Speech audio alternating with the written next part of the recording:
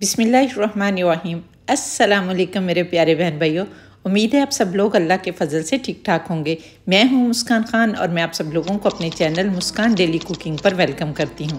गर्मियों में बाज़ों का चटपटे खाने की वजह से अक्सर लोगों के मैदे में जलन होने लगती है और ये तकलीफ़ इनके लिए बहुत ज़्यादा परेशानी का बाइस बन जाती है और बहुत ज़्यादा इलाज करवाने के बावजूद भी ये ठीक नहीं होती।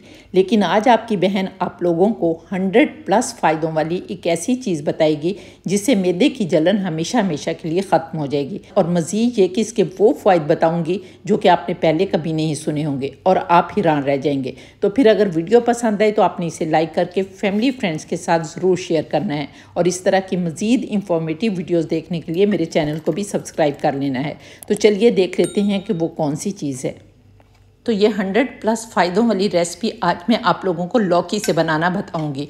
लौकी पकाने की बात करो तो बच्चे फ़ौरन से नाक मुँह चढ़ाना शुरू कर देते हैं, लेकिन अगर हम उसे लौकी से बहुत ही डिफरेंट किस्म की रेसिपीज़ बनाकर खिलाएं तो उन्हें पता भी नहीं चलता कि ये लौकी बनी हुई है। तो इसलिए यहाँ पर आज मैं आप लोगों को लौकी का रायता बनाना सिखाऊंगी, लेकिन इतने यूनिक तरीके से बताऊंगी और वो सारी गलतियाँ जो कि लोग इसको बनाने में करते हैं जिसकी वजह से इनको वो फ़ायदा नहीं मिल सकता जो कि लौकी से मिलना चाहिए, जिससे हमारे मैदे की जलन जो है वो हमेशा हमेशा के लिए ख़त्म हो जाए।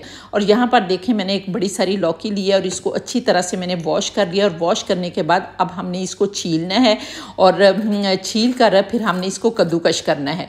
और यहाँ पर ये सारे काम मैं करती जाती हूँ और साथ आप लोगों को इसके फ़ायदे भी बताती जाती हूँ, क्योंकि जब हम लौकी डिफरेंट तरीके से बनाकर अपने बच्चों को खिलाते हैं तो उन्हें पता नहीं चलता। लेकिन अगर आप बच्चों को पहले से ये बताएं कि ये लौकी जो है इसके इतने ज़्यादा फ़ायदे हैं तो वो इन फ़ायदे को सुनकर ज़रूर लौकी खाना शुरू कर देंगे। क्योंकि मैं तो अपने बच्चों को ये बताती हूँ कि ये लौकी जो है ये हमारे प्यारे नबी हज़रत मोहम्मद मुस्तफ़ा सल्लल्लाहु अलैहि वसल्लम की पसंदीदा सब्ज़ी है।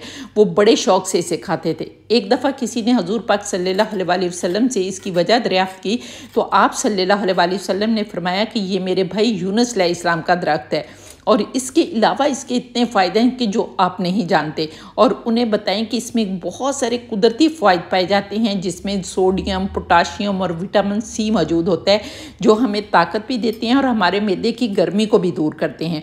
क्योंकि ये ठंडी और मुतदिल होती है इसलिए गर्मियों में बहुत मुफीद होती है। और अगर इसका रायता बनाकर आप अपने खाने के साथ इस्तेमाल करें तो आप यकीन करें कि वो जो सारे चटपटे मसालेदार सालन हम खाते हैं उसके बाद या उसके साथ हम ये रायता खा लेना तो यकीन करें कि आपके मैदे की सारी गर्मी जो है वो दूर हो जाएगी।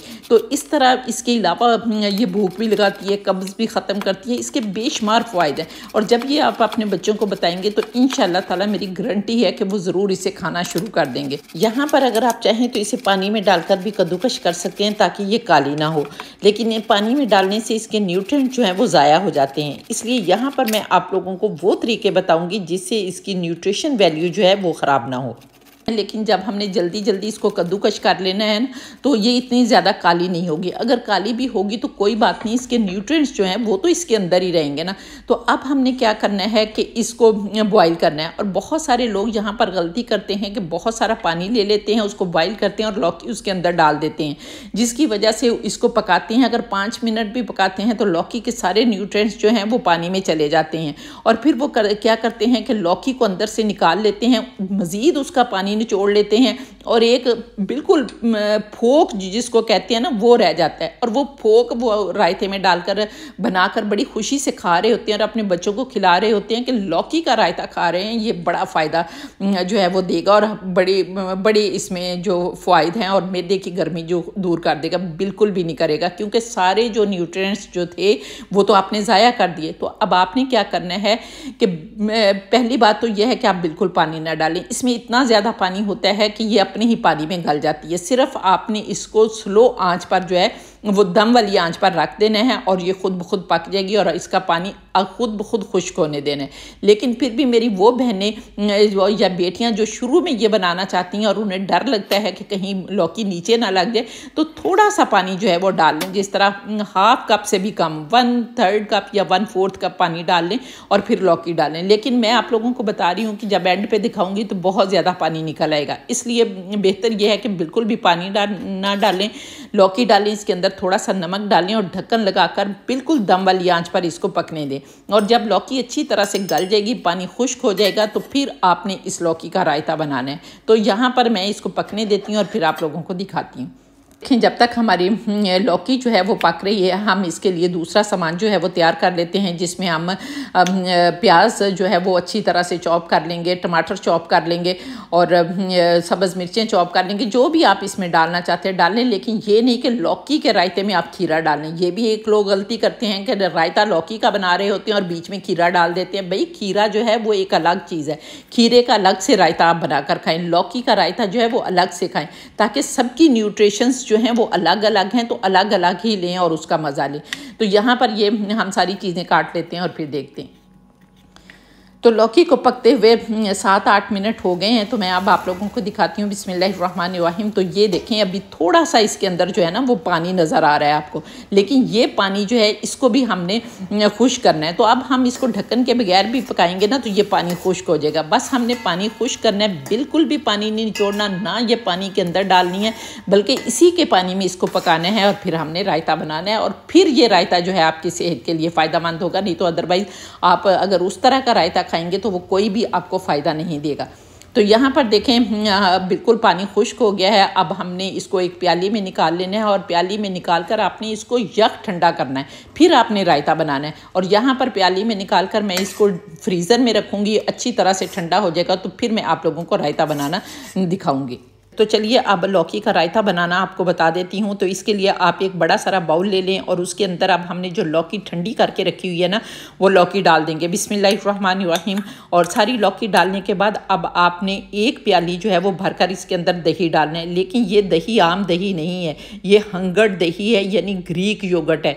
और ये किस तरह से बनता है कि आपने दही जो है वो लाना है और उसको मलमल के कपड़े में डालकर आपने लटका देना है और उसका सारा पानी जो है वो निकल जाएगा। और वो पानी जो है हमारी सेहत के लिए बहुत नुकसानदेह है। वो पानी निकालने के बाद जो दही बनता है वो हमारी सेहत के लिए बहुत ही फ़ायदेमंद है।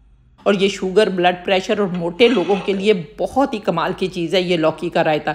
तो आप यकीन करें कि इसके फ़ायदे तब होंगे कि जिस तरह से मैं आप लोगों को बता रही हूँ इस तरह से अगर आप बनाकर खाएंगे तो इसके फ़ायदे होंगे, नहीं तो अदरवाइज़ कोई फ़ायदा नहीं होगा।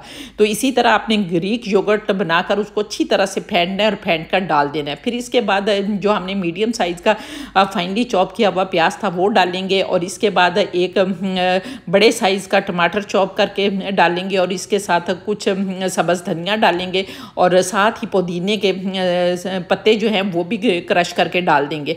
और अगर यहाँ पर आप बच्चों के लिए नहीं बना रहे तो आप सब्ज़ मिर्चें जो हैं वो भी डाल सकते हैं। ये सारी सब्जियां डालने के बाद अब हम इसमें कुछ पाउडर मसाले डालेंगे, जिसमें हाफ़ टी स्पून हम नमक डालेंगे या आप लोग अपने जायके के मुताबिक नमक डाल सकते हैं। हाफ़ टी स्पून काली मिर्च का पाउडर डालेंगे, हाफ़ टी स्पून ज़ीरा पाउडर डालेंगे, हाफ़ टी स्पून कुटी लाल मिर्च डालेंगे और बहुत अच्छी तरह से मिक्स करेंगे। और यहाँ पर मेरे मुँह में पानी आ रहा है और मैं आप लोगों को टेस्ट करके भी दिखाती हूँ। बिस्मिल्लाहिर्रहमानिर्रहीम। तो ये देखिए माशाल्लाह अल्हम्दुलिल्लाह बहुत मज़े का जो है वो बना है। तो चलिए अब हम इसको सर्विंग बाउल में जो है वो शिफ्ट कर लेते हैं। लेकिन अभी रायता जो है वो कंप्लीट नहीं हुआ, छोड़ कर नहीं जाना। बहुत मज़े का इसको बनाने के लिए अब हम इसके ऊपर एक तड़का लगाएंगे। तो तड़का लगाने के लिए अब हम एक फ्राई पैन चूल्हे पर रखेंगे और इसके अंदर 1 टीस्पून सरसों का ऑयल डालेंगे।